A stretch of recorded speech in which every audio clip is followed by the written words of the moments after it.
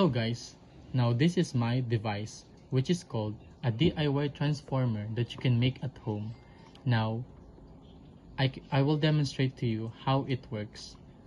Now when you turn the switch on, it lights up. Now the LED is just an indicator that this circuit works and how a transformer is functioning. Now I will discuss to you the functionality of it.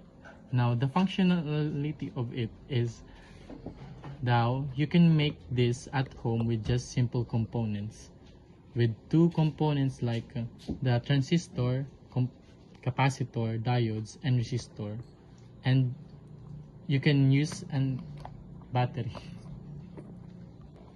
Now this is my layout.